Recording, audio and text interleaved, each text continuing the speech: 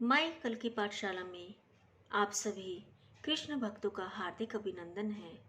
जैसा कि हम सभी जानते हैं, आज 19 अगस्त 2022 यानी कृष्ण जन्माष्टमी है। तो आज मैं लेकर आ रही हूँ आप सभी के लिए रस राज श्री कृष्ण संस्थापक कृष्ण भावनामृत संघ एसी भक्ति वेदांत स्वामी प्रभुपाद। कृष्ण, यह शब्द दिव्य है। कृष्ण का अर्थ है परम आनंद। हम सभी लोग आनंद की खोज में हैं, पर हम यह नहीं जानते कि सच्चा आनंद किस प्रकार खोजा जा सकता है। जीवन के प्रति भौतिकतावादी दृष्टिकोण रखकर हम अपनी इच्छाओं को पूरा करने में हर पग पर निराशा का सामना करते हैं, क्योंकि जिस वास्तविक स्तर पर पहुंचकर वास्तविक आनंद प्राप्त होता है, उसकी हमें कोई जानकारी नहीं है। सच्चा आनंद प्राप्त करने के लिए सबसे पहले हमें यह समझना होगा कि हम यह शरीर नहीं है, बल्कि चेतना है।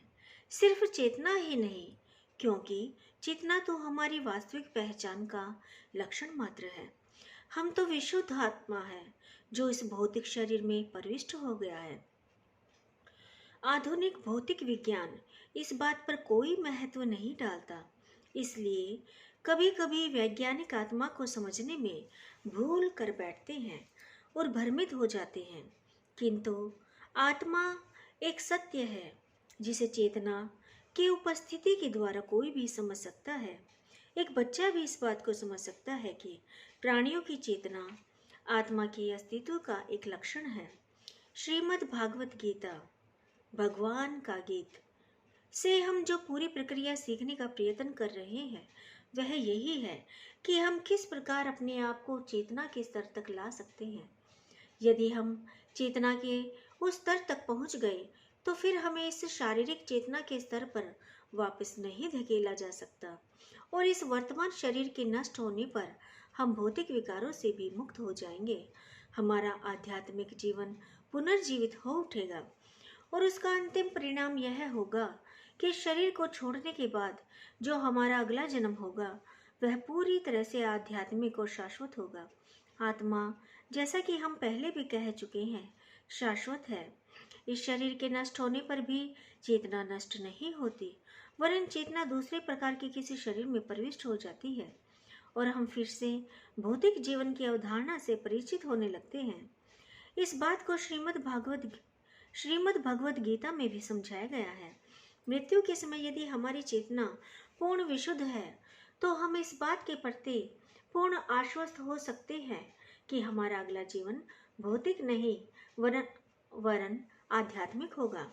यदि मृत्यु के समय हमारी चेतना शुद्ध नहीं हुई, तो इस शरीर को छोड़ने के बाद हमें पुनः कोई भौतिक शरीर प्राप्त करना होगा। यह प्रक्रिया निरंतर चल रही है। यह प्रकृति का नियम है। अभी हमारे पास सीमित शरीर है। जो शरीर हम देख रहे हैं, वह स्थूल है। यह एक कमीज और कोट के समान है। जिस प्रकार कोट के नीचे कमीज और कमीज के नीचे शरीर होता है, उसी प्रकार विशुद्ध आत्मा भी कमीज और कोट से ढकी है। मस्तिष्क, बुद्धि तथा मिथ्या अभिमान ये वस्त्र है। मिथ्याभिमान का अर्थ है यह गलत धारणा कि हम केवल पदार्थ है और इस भौतिक संसार के उत्पादन है। हमारी यह भ्रांत धारणा ही हमारे अस्तित्व को सीमित कर देती है। उदाहरण के लिए, मेरा जन्म भारतवर्ष में हुआ है, इसलिए मैं अपने आप को भारतीय समझता हूँ। अमेरिका में जन्म लेने वाला अपने को अमेरिकी समझता है, किंतु शुद्ध आत्मा के नाते हम में से न तो कोई भारतीय है और न कोई अमेरिकी। हम तो शुद्ध आत्मा हैं। बाकी ये सब तो उपाधियां मात्र हैं। अमेरिकी, भारतीय, जर्मन, इंग्लिश, कुत्ता, बिल्ली, कीड़े मकोड़े, स्त्री पुरुष, ये सब तो मात्र उपाधियां हैं। आध्यात्मिक चेतना में हम इन सभी उपाधियों से भी मुक्त हो जाते हैं। यह मुक्ति तब प्राप्त होती है जब हम निरंतर उस परमात्मा श्री कृष्ण के संपर्क में रहते हैं। बोलिए राधे राधे। हम सबको श्री कृष्ण के निरंतर संपर्क में रखना। श्री कृष्ण हमारे अनन्य साथी बन सकते हैं, क्योंकि वे सर्वशक्तिमान हैं। इसलिए अपने शब्दों के माध्यम से वे हमसे पूर्ण सानिध्य बनाए रख सकते हैं। उनके शब्द तथा वे स्वयं भिन्न नहीं है। इसी को सर्वशक्तिमान कहते हैं। सर्वशक्तिमान का अर्थ है उनमें से संबंधित हर चीज में उनके समान शक्ति है। उदाहरण के लिए, इस भौतिक जगत में यदि हम प्यासे हैं और हमें पानी चाहिए, तो केवल पानी पानी दोहराने से हमारी प्यास नहीं बुझेगी, क्योंकि यह शब्द वास्तविक पानी के समान शक्तिमान नहीं है। हमें असली रूप में पानी चाहिए, तभी हमारी प्यास बुझेगी। किंतु उस दिव्य निरपेक्ष जगत में ऐसा कोई भेद नहीं है। श्री कृष्ण का नाम, श्री कृष्ण के गुण और श्री कृष्ण का शब्द सभी श्री कृष्ण है और एक साथ संतोष प्रदान करते हैं। लोग इस बात को लेकर विवाद करते हैं कि अर्जुन कृष्ण से बात कर रहा था, क्योंकि श्री कृष्ण अर्जुन के समक्ष साक्षात उपस्थित थे, जबकि मेरे समय में श्री कृष्ण उपस्थित नहीं है। अतः भला मैं किस प्रकार मार्गदर्शन प्राप्त कर सकता हूँ? लेकिन आज भी कृष्ण भगवद गीता में अपने शब्दों के माध्यम से उपस्थित हैं। भारतवर्ष में श्रीमद् भगवद गीता या श्रीमद् भागवतम पर प्रवचन प्रारंभ करने के पूर्व हम फूलों से या किसी अन्य आवश्यक सामग्री से इन ग्रंथों की पूजा करते हैं। सिख धर्म में भी यद्यपि सिख किसी मूर्ति की पूजा नहीं करते हैं, पर वे अपनी पुस्तक ग्रंथ साहिब की पूजा अवश्य करते हैं। कदाचित आप में से कुछ लोग सिख समुदाय से परिचित हैं, वे इस गुरु ग्रंथ साहिब की पूजा करते हैं, मुस्लिम कुरान की और क्रिश्चियन बाइबल की। यह सत्य है कि आज भी ईसा मसीह अपने शब्दों के रूप में उपस्थित हैं और इसी प्रकार श्री कृष्ण भी अपने शब्दों के रूप में उपस्थित हैं। यह महान व्यक्तित्व ईश्वर अथवा ईश्वर के पुत्र जो उस दिव्य जगत से पृथ्वी पर आते हैं, इस भौतिक संसार की बुराइयों से प्रभावित नहीं होते और वे अपनी दिव्य पहचान को निरंतर बनाए रखते हैं। यही उनकी सर्वशक्तिमता है। हम यह कहते रहते हैं कि भगवान सर्वशक्तिमान है। सर्वशक्तिमता का अर्थ यह है कि वे अपने नाम, रूप, गुण, लीलाओं और आदेशों से किसी प्रकार से भी भिन्न नहीं है। इसलिए श्रीमद् भगवद गीता पर चर्चा करना स्वयं श्री कृष्ण के साथ बात करने के समान ही है। राधे राधे। श्री कृष्ण आपके हृदय में उपस्थित है और मेरे हृदय में भी। ईश्वर सर्वभूतानां हृदयेषु अर्जुन तिष्ठति। भगवान सबके हृदय में विद्यमान है। वे हमसे दूर नहीं है, वे उपस्थित है। वे इतने मैत्रीपूर्ण है कि हमें बार बार बदलते जीवन क्रम में भी वे हमारे साथ रहते हैं। वे केवल इस बात की प्रतीक्षा कर रहे हैं कि हम कब उनकी ओर मुड़कर देखेंगे, और वे इतने दयालु हैं कि यद्यपि हम उनको भूल सकते हैं, पर वे कभी नहीं भूलते। जैसे कि पुत्र अपने पिता को भूल सकता है, पर पिता अपने पुत्र को कभी नहीं भूलता, ठीक उसी प्रकार भगवान, जो कि हम सब प्राणियों के मूल पिता हैं, हमें कभी नहीं छोड़ते। हमारे शरीर अलग अलग हो सकते हैं, पर वे सब कमीज कोट के समान हैं। हमारी वास्तविक पहचान से उनका कोई संबंध नहीं। हमारी सही पहचान यह है कि हम सब शुद्ध आत्मा हैं और यह आत्मा उस परमात्मा का ही एक अंश है। इस चराचर जगत में जीवों की 84 लाख योनियां हैं। जीव विज्ञान और मानव विज्ञान के ज्ञाता भी इन योनियों की सही गिनती नहीं कर सकते, किंतु प्रमाणिक शास्त्रों से हमें इस बात की जानकारी मिलती है कि योनियों में से 4 लाख योनियां मनुष्यों की है और 80 लाख योनियां हैं। भगवान श्री कृष्ण यह दावा करते हैं कि इन योनियों में जन्म लेने वाले सभी जीव, चाहे वे जानवर हो, सांप हो, मनुष्य हो या देवता और कुछ हो, वे सभी वास्तव में उनके पुत्र हैं। पिता बीज प्रदान करता है और माता इसे ग्रहण करती है। माँ के शरीर अनुसार नवीन शरीर का निर्माण होता है। जब शरीर का निर्माण पूरी तरह से हो जाता है, तो वह माँ के शरीर से बाहर आता है। चाहे बिल्ली, कुत्ता, मनुष्य से, पीढ़ियों का यही कर्म है। पिता बीज प्रदान करता है और वह 2 प्रकार के तत्वों से मिलकर माँ के गर्भ में जाता है और पहली रात को शरीर मटर के दाने के आकार में निर्मित हो जाता है और फिर धीरे धीरे उसका विकास होता है। शरीर में 9 छिद्र हैं जो विकसित होते हैं: 2 कान, 2 आंखें, नाक, मुंह, नाभि, लिंग और मलद्वार। जीव यह शरीर अपने पूर्व कर्मों के आधार पर ही सुख भोगने के लिए या कष्ट पाने के लिए प्राप्त करता है। जीवन और मृत्यु का यही क्रम है। इस जीवन की समाप्ति पर जीवन मर जाता है, जीव मर जाता है और फिर किसी माँ के गर्भाशय में प्रविष्ट हो जाता है। तब फिर एक नई योनि का शरीर बाहर आता है। यही पुनर्जन्म का क्रम है। हमें चाहिए कि हम खूब परिश्रम करें ताकि जन्म, मृत्यु और योनि परिवर्तन के इस चक्र से मुक्त हो। मानव जीवन को ही यह परमाधिकार प्राप्त है जीवन और मृत्यु से उत्पन्न योनियों के इस निरंतर परिवर्तन को हम रोक सकते हैं। हम पुनः अपने वास्तविक आत्मिक स्वरूप को प्राप्त करके आनंद और पूर्ण ज्ञान से भरा शाश्वत जीवन जी सकते हैं। विकास अथवा प्रकृति का सही उद्देश्य यही है। इसलिए हमें चाहिए कि हम इसे व्यर्थ न जाने दें। जैसे ही हम भगवान के इन पवित्र नामों का उच्चारण और श्रवण करते हैं, वैसे ही हमारे लिए मुक्ति के द्वार खुलने लगते हैं। मैं इस बात को विशेष रूप से बताना चाहती हूँ कि भगवान के इन पवित्र नामों का जप कीर्तन करना। हरे कृष्ण कृष्ण कृष्ण हरे हरे, हरे राम राम राम हरे हरे। श्रीमद् भगवद गीता में बताए गए सत्य को सुनना वह श्री कृष्ण के साथ शारीरिक संग रखने के समान ही है। इस बात को गीता में स्पष्ट रूप से बताया गया है। यह प्रक्रिया कीर्तन कहलाती है। यदि कोई व्यक्ति इन नामों का अर्थ या भाषा न भी समझे तो भी इनको सुनने मात्र से ही थोड़ा धार्मिक हो जाता है। इसमें इतनी शक्ति है कि उसका जीवन पवित्र होने लगता है, भले ही वह उसका अर्थ न समझता हो। श्री कृष्ण से संबंधित दो प्रमुख ग्रंथ उपलब्ध हैं। एक ग्रंथ का नाम है श्रीमद् भगवद गीता, जो कि स्वयं कृष्ण के द्वारा बोली गई है। दूसरा ग्रंथ है श्रीमद् भागवतम, जिसमें श्री कृष्ण के बारे में बताया गया है। इस तरह दो प्रकार की कृष्ण कथाएं उपलब्ध है और दोनों ही श्री कृष्ण से संबंधित होने के कारण समान रूप से शक्तिशाली और प्रभावकारी हैं। श्री कृष्ण ने अर्जुन को भगवत गीता का ज्ञान कुरुक्षेत्र के युद्ध स्थल में दिया था। इसलिए कुछ लोग यह प्रश्न करते हैं कि हमें युद्ध स्थल से क्या लेना देना है। हमारा उससे कोई संबंध नहीं है। हम तो आध्यात्मिक ज्ञान प्राप्त करना चाहते हैं। हमें युद्ध स्थल से क्या करना?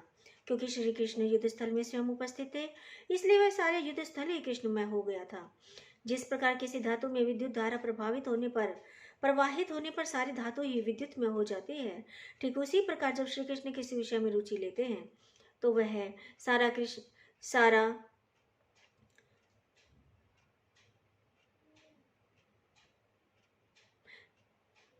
सारा विषय ही कृष्णमय हो जाता है। यदि ऐसा न होता तो कुरुक्षेत्र के युद्ध स्थल की चर्चा आवश्यक नहीं थी। राधे राधे।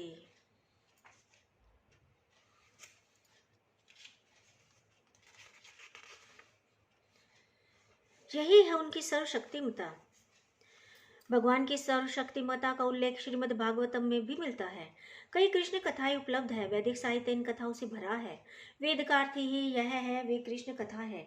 यद्यपि वेद और दूसरे शास्त्रों को देखने से लगता है कि वे कृष्ण कथा नहीं बल्कि कुछ और है, लेकिन वास्तव में वेदों के सहित हमारे सभी शास्त्रों की रचना केवल कृष्ण कथा के लिए ही हुई है। अब यह प्रश्न उठता है, भला कृष्ण कथा सुनने से क्या लाभ होगा? उत्तर में कहा जा सकता है कि कृष्ण कथा विशुद्ध दिव्य तरंग है, जिसके सुनने से हमारी चेतना आध्यात्मिकता में बनती है। अनेक जन्मों की इस प्रक्रिया के दौरान भौतिक दूषण के कारण हमारे हृदय में कई अपवित्र चीजें जमा हो गई है। उनके जन्मों से सिर्फ यह जन्म में ही नहीं अपितु पूर्व जन्मों के फलस्वरूप भी ऐसा हो रहा है। पर अगर हम कृष्ण कथा सुनेंगे तो हमारे हृदय में एकत्रित गंदगी स्वतः ही धुल जाएगी और हमारा हृदय सभी दूषणों से शुद्ध हो जाएगा। और जो ही जीव भौतिक गंदगी से मुक्त हो जाएगा तो ही हम शुद्ध आत्म चेतना की स्थिति को प्राप्त हो जाएंगे। हमारे साथ जुड़ी झूठी सांसारिक उपाधियों से मुक्त हो पाना बहुत कठिन है। उदाहरण के लिए, मैं भारतीय हूँ, मेरे लिए एकदम से यह सोच पाना आसान नहीं कि मैं भारतीय नहीं बल्कि एक पवित्र विशुद्ध आत्मा हूँ। उसी तरह किसी व्यक्ति के लिए इन शारीरिक उपाधियों की पहचान से मुक्त हो पाना कोई आसान चीज नहीं है। फिर भी यदि हम निरंतर कृष्ण कथा सुनना जारी रखेंगे तो यह बहुत आसान हो जाएगा। यदि आप चाहें तो प्रयोग करके देख सकते हैं। प्रयोग करने पर भी आप देख सकेंगे कि कृष्ण कथा सुनने में आप सभी उपाधियों से कितनी आसानी से मुक्त हो गए हैं। निसंदेह एकदम से मस्तिष्क में जमा कूड़े करकट को निकाल फेंकना संभव नहीं है। फिर भी हम इस बात को स्पष्ट रूप से अनुभव करने लगेंगे कि भौतिक प्रकृति का प्रभाव कम होने लगा है। भौतिक प्रकृति 3 प्रकार से काम करती है, सत्व, रज और तम। तमोगुण से युक्त जीवन तो एकदम निराशाजनक है। रजोगुण भौतिक है। जो व्यक्ति रजोगुण से प्रभावित है वह इस भौतिक जगत के झूठे आनंद को भोगना चाहता है। सत्य से अपरिचित होने के कारण वह अपने शरीर की सारी शक्ति निचोड़कर भौतिक भोगों को भोगना चाहता है। इसी को रजोगुण कहते हैं। और जो तमोगुण से प्रभावित है उनमें न तो रजोगुण के कोई लक्षण होते हैं और न ही सत्व गुण के। वे जीवन के सबसे गहरे अंधकार में डूबे रहते हैं। यदि कोई सत्वगुण की स्थिति में है तो कम से कम वह सैद्धांतिक रूप से यह समझ सकता है कि वह कौन है, यह विश्व क्या है, ईश्वर क्या है और उससे हमारा क्या संबंध है। इसी को सत्वगुण कहते हैं। कृष्ण कथा सुनने से हम तमोगुण तथा रजोगुण की स्थिति से मुक्त हो जाएंगे और सत्वगुण की स्थिति तक पहुंच जाएंगे। कम से कम हम सही ज्ञान को प्राप्त कर सकेंगे कि वास्तव में हम क्या है। तमोगुण से प्रभावित जीवन पशु जीवन के ही समान है। पशु जीवन कष्टों से भरा होता है, पर पशु यह नहीं जानता कि वह कष्ट भोग रहा है। उदाहरण के लिए सुअर को लीजिए। वैसे न्यूयॉर्क में सुअर नहीं दिखते, किंतु भारत के गांवों में सुअर देखे जाते हैं। किंतु दुखमय जीवन है उसका। गंदे स्थान में रहना, विष्ठा जीवन निर्वाह करना और सदैव गंदा रहना। किंतु विष्ठा खाकर भी सुअर खुश रहता है और मादा सुअर के साथ निरंतर सहवास करता है और मोटा हो जाता है। इंद्रिय सुख जो सुअर के लिए यौन सुख है, उसकी लालसा के कारण वह बहुत मोटा हो जाता है। इसलिए हमें चाहिए कि हम सुअर की तरह झूठे तौर पर यह न सोचे कि हम सुखी हैं। दिन रात कठोर परिश्रम करके और उसके बाद थोड़ा सा यौन सुख प्राप्त करके हम सुख समझते हैं कि हम सुखी हैं, किंतु यह वास्तविक सुख नहीं है। श्रीमद् भागवतम में इस प्रकार के सुख को सुअर की खुशी के समान बताया गया है। मनुष्य का सुख सत्वगुण की स्थिति प्राप्त करने में है। यह स्थिति प्राप्त करने पर ही वह समझ सकता है कि वस्तुतः सच्चा सुख क्या है। यदि हम नियम पूर्वक कृष्ण कथा सुनेंगे तो उसका परिणाम यह होगा कि हमारे हृदय में जन्म जन्मांतर से एकत्रित गंदगी दूर हो जाएगी। वास्तव में हम देखेंगे कि हम तमोगुण और रजोगुण से हटकर सत्वगुण की स्थिति को प्राप्त कर चुके हैं। और वह स्थिति क्या है? सत्वगुण की स्थिति प्राप्त कर लेने के बाद हम जीवन की सभी परिस्थितियों में सुख का अनुभव करेंगे। हम कभी उदासी महसूस नहीं करेंगे।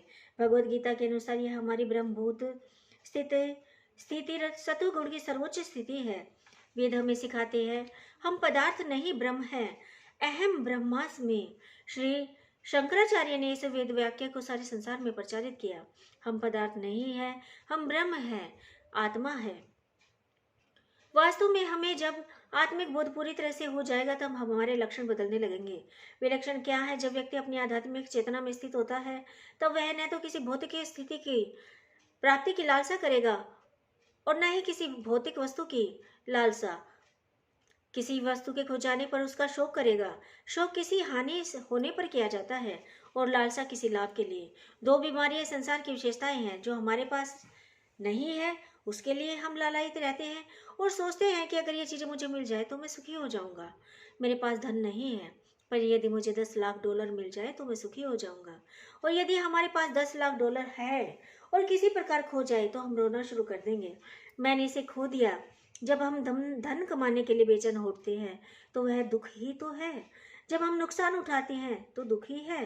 किंतु यदि हम ब्रह्मभूत अवस्था में स्थित है और न ही हम लालायित होंगे न ही दुखी, हम हर व्यक्ति और हर वस्तु को समदृष्टि से देखेंगे और उस कठिन से कठिन समय में भी विचलित नहीं होंगे। इसी को सत्वगुण की स्थिति कहते हैं। भागवतम का अर्थ है ईश्वरीय विज्ञान।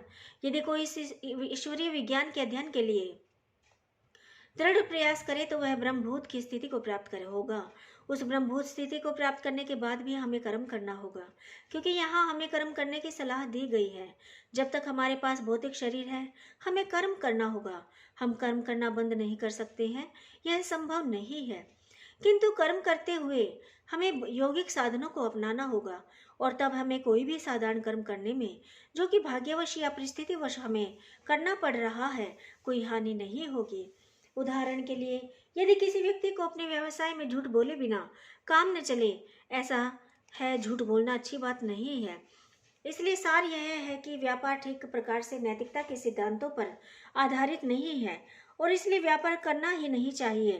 किंतु श्रीमद् भगवद गीता में हमें यह निर्देश मिलता है कि हमें इसे छोड़ना नहीं चाहिए। यदि हम ऐसी परिस्थिति में फंस जाएं जहाँ की थोड़ा सा अनुचित कार्य किए बिना हम अपनी जीविका नहीं कमा सकते हैं तो हमें उस कार्य को छोड़ नहीं देना चाहिए, बल्कि हमें उस कर्म को पवित्र करने का प्रयत्न करना चाहिए। उसे पवित्र कैसे किया जा सकता है? उसको पवित्र तभी किया जा सकता है जब हम उस कर्म के फल को स्वयं ग्रहण न करें और उसे ईश्वर को समर्पित कर दें। सुकृत का अर्थ है पुण्य कर्म, अच्छे कर्म, और दुष्कृत का अर्थ है पाप, बुरे कर्म। जहाँ तक हमारा भगवान से संबंध है, साधारणतः हम उनका कार्य सेवक समझकर नहीं करते। कोई भी सेवक बनना नहीं चाहता, सभी स्वामी बनना चाहते हैं, क्योंकि सेवक बनना कोई शान की बात नहीं लगती। पर भगवान का सेवक बनना बिल्कुल भिन्न है। कभी कभी भगवान का सेवक भगवान का स्वामी बन जाता है। जीव की वास्तविक स्थिति भगवान के सेवक की ही है। परंतु भगवत गीता हम देखते हैं कि सबके स्वामी श्री कृष्ण अर्जुन के सेवक बन जाते हैं। अर्जुन रथ पर बैठा है और श्री कृष्ण रथ चला रहे हैं। अर्जुन रथ का स्वामी नहीं है, किंतु हमें अलौकिक संबंधों की तुलना भौतिक तथा सांसारिक संबंधों से नहीं करनी चाहिए। यद्यपि वे सारे संबंध जिसे हम इस संसार में अनुभव करते हैं उस दिव्य जगत, आध्यात्मिक जगत में भी विद्यमान है, पर वहाँ के संबंध इस संसार के संबंधों की भांति भौतिकता से दूषित नहीं है। इसलिए वे संबंध पवित्र और अलौकिक है। वे ही है दूसरे प्रकार के। जैसे जैसे हम आध्यात्मिक जीवन धारणा की ओर प्रगति करेंगे, हम समझ सकेंगे कि उस आध्यात्मिक दिव्य जगत में जीव की वास्तविक स्थिति क्या है। यहाँ भगवान हमें बुद्धि योग का निर्देश देते हैं। बुद्धि योग का अर्थ है हमें इस बात की पूर्ण जानकारी हो कि हम यह शरीर नहीं है, और यदि इस बात को ठीक से समझकर हम कर्म करें तो वस्तुतः हम शरीर न रहकर केवल आत्मा रह जाते हैं। यह एक सत्य है। चेतना के स्तर पर कर्म करने से हम अपने अच्छे और बुरे सभी कर्मों के फलों के प्रभाव से मुक्त हो सकते हैं। यह दिव्य स्थिति है। इसका अर्थ यह हुआ कि हम किसी दूसरे के लिए अर्थात भगवान के लिए काम कर रहे हैं। इसलिए हम स्वयं किसी लाभ या हानि के लिए उत्तरदायी नहीं है। यदि लाभ होता है तो हम उसका अभिमान नहीं करना चाहिए। हमें सोचना चाहिए यह लाभ ईश्वर के लिए है, और अगर हमें कोई नुकसान उठाना पड़े तो हमें सोचना चाहिए कि नुकसान की जिम्मेदारी हमारी नहीं है, यह काम ईश्वर का है। तब हम सुखी रह सकते हैं। हमें इस प्रकार की समझ का अभ्यास करना चाहिए। हर काम ईश्वर का है। हमें इस प्रकार की दिव्य प्रकृति का विकास करना चाहिए। वर्तमान परिस्थितियों में कर्म करने की यही एक युक्ति है। जो ही हम शारीरिक चेतना के स्तर पर कर्म करने लगते हैं तो ही हम अपने कर्म के फल से बंधने लगते हैं। किंतु जब हम आध्यात्मिक चेतना के माध्यम से कर्म करते हैं तब हम न तो अपने अच्छे कर्मों से बंधते हैं और न ही बुरे कर्मों से।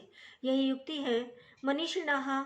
यह शब्द बहुत महत्वपूर्ण है। मनीषी का अर्थ है विचारवान, वैचारिक या बुद्धिमान हुए बिना कोई भी व्यक्ति यह समझ नहीं सकता कि मैं शरीर नहीं हूँ। किंतु यदि कोई थोड़ा सा विचारशील हो तो वह समझ सकता है, ओह मैं यह शरीर नहीं हूँ, मैं आत्मा हूँ।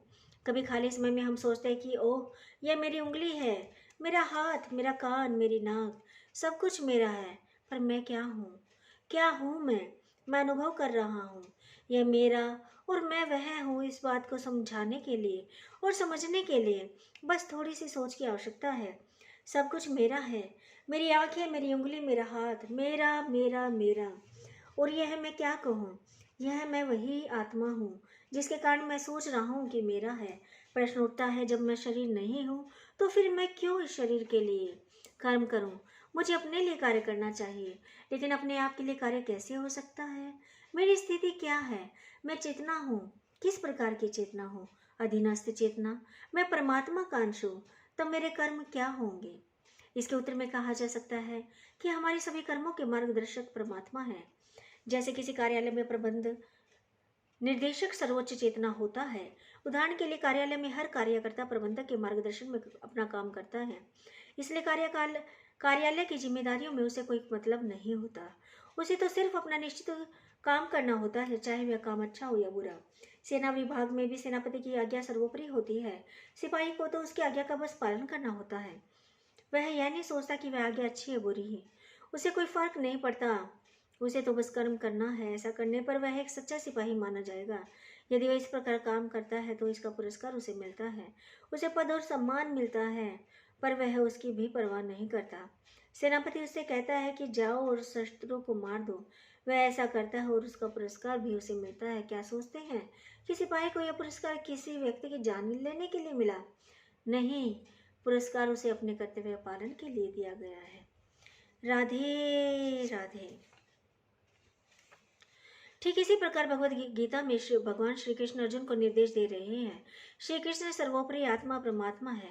मैं आत्मा हूँ, उस आत्मा का परमात्मा का एक अंश। इसलिए मेरा कर्तव्य है कि मैं वैसा ही करूँ जैसा कि मुझे परमात्मा से आदेश मिलता है। उदाहरण के लिए मैं यह सोचता हूँ कि मेरा हाथ मेरे शरीर का एक भाग है, वह अपने ढंग से कार्य कर रहा है। जैसे मैं चाहूँ मेरे हाथों को, पैरों को और आँखों को काम करना चाहिए। इस प्रकार मैं अपने अंगों को आदेश देता हूँ और वे उसका पालन करते हैं। अतः जिस प्रकार हमारे अंग हमारे शरीर के भाग हैं, उसी प्रकार हम भी उस परमात्मा के अंश या भाग हैं। जब हम उस परमात्मा की इच्छा के अनुरूप कार्य करने के लिए अपने आप को प्रशिक्षित करेंगे, तब हम सब अच्छे और बुरे कर्मों से ऊपर उठ जाएंगे। यह सही तरीका है। अब इस विधि के पालन का नतीजा क्या होगा? नतीजा यह होगा कि हम जन्म और मृत्यु के बंधन से मुक्त हो जाएंगे। न जन्म और न ही मृत्यु। राधे राधे।